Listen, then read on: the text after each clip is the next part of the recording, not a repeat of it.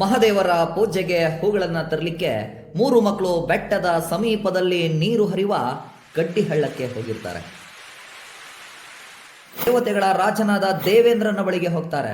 ಹಳ್ಳ ಕೊಳ್ಳಗಳೆಲ್ಲ ತುಂಬಿ ತುಳುಕುವ ಹಾಗೆ ಮಾಯದ ಮಳೆಯನ್ನ ಕಳಿಸೆಂದು ಕೇಳ್ಕೊತಾರೆ. ಇಡೀ ಜಗತ್ತೇ ಬುಗ್ರಿಯಾಗೆ ತಿರುಗುವಂತೆ ಭಯಂಕರವಾದ ಸುಂಟರ ಗಾಳಿನ ಬೀಸಬೇಕೆಂದು ತಿಳಿಸ್ತಾರೆ. ಕೆಲವೇ ಕ್ಷಣಗಳಲ್ಲಿ ಹಿಂದೆಂದು ಇಲ್ಲದ ಜೋರು ಮಳೆ ಸುರಿಲಿಕ್ಕೆ ಪ್ರಾರಂಭಿಸುತ್ತೆ.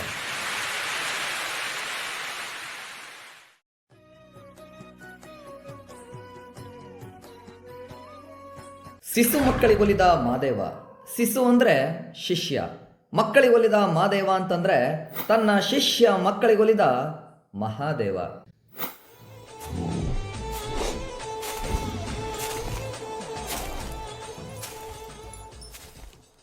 ಡಾಕ್ಟರ್ PK ರಾಜಶೇಖರ್ ಅವರ ಮಹಾದೇಶ್ವರ ಎಂಬ ಜಾನಪದ ಮಹಾಕಾವ್ಯದಿಂದ ಈ ಪದ್ಯವನ್ನ ಆರಿಸಿಕೊಡಲಾಗಿದೆ. ಪದ್ಯದ ಆಶಯ ಮತ್ತು ಹಿನ್ನೆಲೆ: ಮಲೆಯ ಮಹದೇಶ್ವರ ದೇವರು ಕೈಲಾಸವಾಸಿಯಾದ ಪರಶಿವನ ಇನ್ನೊಂದು ರೂಪ. ಈ ದೈವವು ತಮ್ಮ ದತ್ತು ಮಕ್ಕಳಾದ ಬೇಡರ ಕನ್ನಯ್ಯ ಅಥವಾ ಬೇಡರ ಕಣ್ಣಪ್ಪ, ಸತ್ಯವಂತೆ ಸಂಕವನ ಮಕ್ಕಳಾದ ಕಾರಯ್ಯ ಮತ್ತು ಬಿಲ್ಲಯ್ಯರ ಭಕ್ತಿ ನಿಷ್ಠೆಯನ್ನ ಪರೀಕ್ಷಿಸುವ ಜಾನಪದ ಕಥೆಯೇ ಪ್ರಸಕ್ತ ಪದ್ಯ ಶಿಶು ಮಕ್ಕಳಿಗೊಲಿದ ಮಹಾದೇವ. ಲಿಂಗ ಸ್ವರೂಪಿಯಾದ ಮಲೆಯ ಮಹದೇಶ್ವರ ದೇವರು ಶಿವನ ಇನ್ನೊಂದು ಅವತಾರ. ಶಿವಲಿಂಗ ಹಾಗೂ ಮಾದೇವ ಇಬ್ಬರು ಒಂದೇ. ಈ ಲಿಂಗದ ಮಹಿಮೆ ಅಗಾಧವಾದದ್ದು. ಅದರ ಶಕ್ತಿಯನ್ನ ಅರಿತವರು ಯಾರೂ ಇಲ್ಲ. 77 ಬೆಟ್ಟಗಳಲ್ಲಿ ಮಲೆಯ ಮಹದೇಶ್ವರ ಸ್ವಾಮಿ ಬೆಟ್ಟ ಇರೋದು ಪೂರ್ವ ದಿಕ್ಕಿನಲ್ಲಿ. ಒಮ್ಮೆ ಈ ಬೆಟ್ಟದಲ್ಲಿ ಮಹದೇಶ್ವರ ದೇವರು ಯೋಗ ನಿದ್ರೆಯಲ್ಲಿ ಮಲಕ್ಕೊಂಡು ಯೋಚಿಸ್ತಿದ್ರು. ಅದೇನಂದ್ರೆ, ನಾನು ಕಣ್ಣನ್ನೇ ಕಿತ್ತು ದಾನವಾಗಿ ನೀಡಿರೋ ಬೇಡರ ಕಣ್ಣಪ್ಪನನ್ನ ಮಗನನ್ನಾಗಿ ಪಡ್ಕೊಂಡಿದ್ದೀನಿ. ಇದಲ್ಲದೆ ಸತ್ಯವಂತೆಯಾದ ಸಂಕಮ್ಮನ ಮಕ್ಕಳಾದ ಕಾರಯ್ಯ ಬಿಲ್ಲಯ್ಯರನ್ನ ದತ್ತುವಾಗಿ ಪಡೆದಿದ್ದೀನಿ. ಈ 3 ಮಕ್ಕಳು ಎಂತಹ ಸಮಯದಲ್ಲೂ ನನ್ನನ್ನು ಬಿಟ್ಟು ಹೋಗಲ್ಲ. ಆದರೂ ಕೂಡ ಇವ್ರನ್ನ ಪರೀಕ್ಷೆ ಮಾಡಬೇಕಂತ ಮಹದೇಶ್ವರ ದೇವರು ಚಿಂತಿಸ್ತಾರೆ. ಅದೊಂದಿನ ಮಹಾದೇವರ ಪೂಜೆಗೆ ಹೂಗಳನ್ನು ತರಲಿಕ್ಕೆ 3 ಮಕ್ಕಳು ಬೆಟ್ಟದ ಸಮೀಪದಲ್ಲಿ ನೀರು ಹರಿಯುವ ಗಡ್ಡಿ ಹಳ್ಳಕ್ಕೆ ಹೋಗಿರ್ತಾರೆ. ಈ 3 ಶಿಷ್ಯ ಮಕ್ಕಳು ಹಳ್ಳದ ಬಳಿ ಇರುವಾಗಲೇ ಮಾಯದ ಮಳೆಯನ್ನು ಕರೆದು ಇವರು ನನ್ನನ್ನು ಬಿಟ್ಟು ಹೋಗ್ತಾರೋ ಇಲ್ವೋ ಎಂದು ಪರೀಕ್ಷೆ ಮಾಡಲಿಕ್ಕೆ ಮಾದೇವ ಮುಂದಾಗ್ತಾರೆ. ಈ ಮಾಯದ ಮಳೆಗಾಗಿ ಮಾದೇವ ದೇವರು ದೇವತೆಗಳ ರಾಜನಾದ ದೇವೇಂದ್ರನ ಬಳಿಗೆ ಹೋಗ್ತಾರೆ. ಹಳ್ಳ ಕೊಳ್ಳಗಳೆಲ್ಲ ತುಂಬಿ ತುಳುಕುವ ಹಾಗೆ ಮಾಯದ ಮಳೆಯನ್ನ ಕಳಿಸೆಂದು ಕೇಳ್ಕೊತಾರೆ. ನಂತರ ವಾಯುದೇವನನ್ನ ಕರೆದು ಇಡೀ ಜಗತ್ತೇ ಬುಗ್ರಿಯಾಗೆ ತಿರುಗುವಂತೆ ಭಯಂಕರವಾದ ಸುಂಟರ ಗಾಳಿನ ಬೀಸಬೇಕೆಂದು ತಿಳಿಸ್ತಾರೆ. ದೇವೇಂದ್ರ ಮತ್ತು ವಾಯುದೇವರಿಬ್ರು ಮಾದೇವನ ಮಾತಿಗೆ ಒಪ್ಕೊಂಡು ನೀವು ಹೇಳಿದಾಗೆ ಮಾಡ್ತೀವಂತಾರೆ. ಇದಾದ ನಂತರ ಗುಡುಗಿನ ದೇವತೆಯಾದ ಗುಡುಗ ಜಮನನ್ನ ಕರೆದು ನೀನು ಜೋರಾಗಿ ಗುಡುಗ್ಬೇಕಂತಾರೆ. ಹಾಗೆ ನಿನ್ನ ಮಗನಾದ ಬೊಮ್ಮರಾಯನನ್ನ ಕರ್ಕೊಂಡು ಜೋರಾದ ಸಿಡ್ಲನ್ನ ಉಂಟು ಮಾಡಬೇಕೆಂದು ತಿಳಿಸ್ತಾರೆ.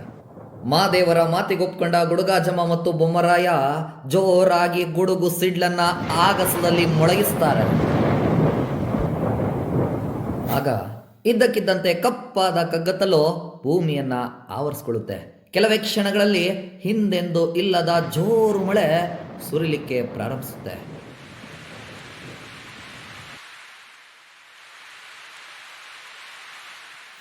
ಒಂದೊಂದು ಹನಿಗಳು ಒಂದೊಂದು ಚೆಂಡಿನ ಗಾತ್ರದಷ್ಟಿರುತ್ತೆ. ಈ ರೀತಿಯ ಹನಿಗಳು ಬೆಟ್ಟದ ಸುತ್ತಮುತ್ತೆಲ್ಲ ಸುರಿಲಿಕ್ಕೆ ಪ್ರಾರಂಭಿಸುತ್ತೆ. ಆಕಾಶದಿಂದ ಮಳೆಯ ರೂಪದಲ್ಲಿ ದೇವಗಂಗೆಯೇ ಸುರಿಯುತ್ತಿರೋ ರಭಸಕ್ಕೆ ಆಕಾಶ ಯಾವುದು ಭೂಮಿ ಯಾವುದು ಒಂದೂ ತಿಳಿಯೋದಾಗ್ಬಿಡುತ್ತೆ. ಆಗ ಕಾಡಿನಲ್ಲಿರೋ ಅನೇಕ ಪ್ರಾಣಿ ಪಕ್ಷಿಗಳೆಲ್ಲ ತೇಲ್ಕೊಂಡು ಹೋಗ್ತಿರ್ತವೆ. ಚಿಕ್ಕ ಪುಟ್ಟ ಪ್ರಾಣಿಗಳು ತೇಲ್ಕೊಂಡು ಹೋಗೋದಿರಲಿ, ದೊಡ್ಡ ದೊಡ್ಡ ಆನೆ ಮದ್ದಾನೆಗಳ ಹಿಂಡನ್ನೇ ಗಂಗಮ್ಮ ತೇಲಿಸ್ಕೊಂಡು ಹೊತ್ಕೊಂಡು ಹೋಗ್ತಿರ್ತಾಳೆ. ಈ ಭೀಕರ ಮಳೆ ಜೊತೆಗೆ ಗುಡುಗು ಸಿಡ್ಲು ಮೊಳಗ್ತಿರುತ್ತೆ. ಇದರ ರಭಸಕ್ಕೆ 4 ಲೋಕಗಳು ನಡುಗೋಗುತ್ತೆ. ಅತಿ ಭಯಂಕರವಾಗಿ ಸುರಿಯುವ ಮಳೆ ಗುಡುಗು ಸಿಡ್ಲು 4 ಲೋಕಗಳನ್ನ ಬುಡಮೇಲು ಮಾಡ್ತಿರುವಾಗ ಕಡ್ಡಿ ಹಳದಲ್ಲಿ ಹೂ ಕೀಳ್ತಿದ್ದ ಬೇಡರ ಕಣ್ಣಪ್ಪ ತಲೆಯನ್ನ ಎತ್ತಿ ನೋಡ್ತಾನೆ. ಅಯ್ಯೋ, ಇಂತಹ ಮಾಯದ ಮಳೆಯನ್ನ ನಾನು ಎಂದೂ ನೋಡಿರಲಿಲ್ಲ. ಯಾವತ್ತೂ ಬರದೇ ಇರೋ ಈ ಮಳೆ ಇವತ್ತ್ಯಾಕೆ ಬಂತೋ ತಿಳಿತಿಲ್ವಲ್ಲ ಚಿಂತಿಸ್ತಾನೆ. ಈ ನೀರಿನ ರಭಸ ನೋಡಿ, ಓ, ಈ ಕೆಟ್ಟ ಗಂಗೆ ನಮ್ಮನ್ನ ಬಿಡಲ್ಲ, ತನ್ನ ಜೊತೆ ಹೊತ್ಕೊಂಡು ಹೋಗ್ಬಿಡ್ತಾಳೆ ಅಂತ ಭಯ ಪಡ್ತಿರ್ತಾನೆ. ಬೇಡರ ಕಣ್ಣಯ್ಯ, ಕಾರಯ್ಯ ಮತ್ತು ಬಿಲ್ಲಯ್ಯರಿಗೆ ಏನ್ ಮಾಡೋದು ಗೊತ್ತಾಗದೆ ದುಃಖಿಸ್ತಾರೆ. ಮಾದೇವನಲ್ಲದೆ ಅವ್ರಿಗೆ ಬೇರೆ ಯಾರೂ ದಿಕ್ಕಿರ್ಲಿಲ್ಲ. ಗತಿ ಇಲ್ಲದ ನಮಗೆ ದೇವರೇ ಇಷ್ಟು ಕಷ್ಟ ಕೊಡಬಹುದೇ ಎಂದು ಮರುಗ್ತಾ ಅವರು ನೋಡ್ತಿದ್ದಂಗೆ ಮಹದೇಶ್ವರ ದೇವರ ದೇವಸ್ಥಾನ ನೀರ್ನಲ್ಲಿ ಮುಳುಗೋಗುತ್ತೆ.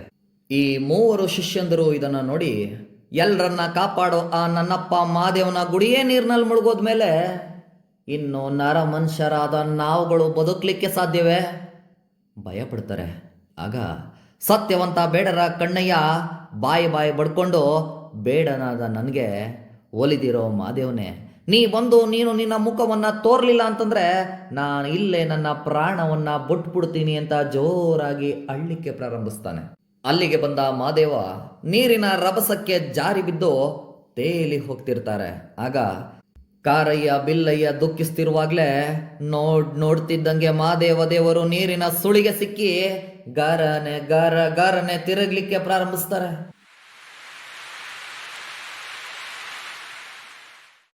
ಓ, ಮಹಾದೇವ ಕೊಚ್ಕೊಂಡು ಹೋದಂಗೆ ಈ ನೀರಿನಲ್ಲಿ ನಾನು ಕೊಚ್ಕೊಂಡು ಹೋಗ್ತೀನಿ ಅಂತ ಹೆದ್ರಿ ಬಲಿಕಲ್ಲನ್ನ ಗಟ್ಟಿಯಾಗಿ ಬೇಡರ ಕಣ್ಣಯ್ಯ ಹಿಡ್ಕೋತಾನೆ.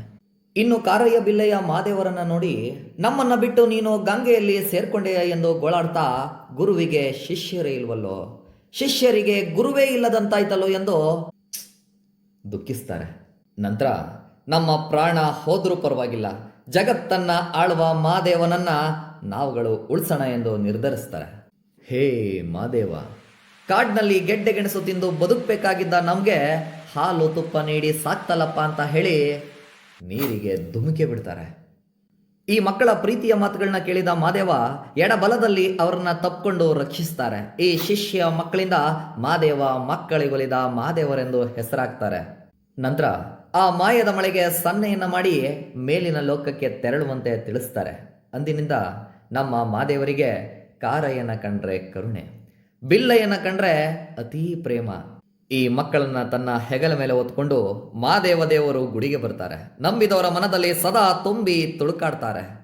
ಇದಿಷ್ಟು ಶಿಶು ಮಕ್ಕಳಿಗೆ ಒಲಿದ ಮಹಾದೇವ ಪದ್ಯದ ಸಾರಾಂಶ. ಇದೇ ರೀತಿಯ ಪ್ರಥಮ PUC ಕನ್ನಡ ಪಟ್ಟಿಗಳಿಗಾಗಿ ನಮ್ಮ ಚಾನಲ್ನ ಸಬ್ಸ್ಕ್ರೈಬ್ ಮಾಡ್ಕೊಳ್ಳಿ. ಹೊಸ ವಿಡಿಯೋದ ನೋಟಿಫಿಕೇಶನ್ಗಾಗಿ ಪಕ್ಕದ ಗಂಟೆ ಗುರುತನ್ನು ಒತ್ತಿ. ಸಿಗೋಣ ಮತ್ತೆ. ನಮಸ್ಕಾರ.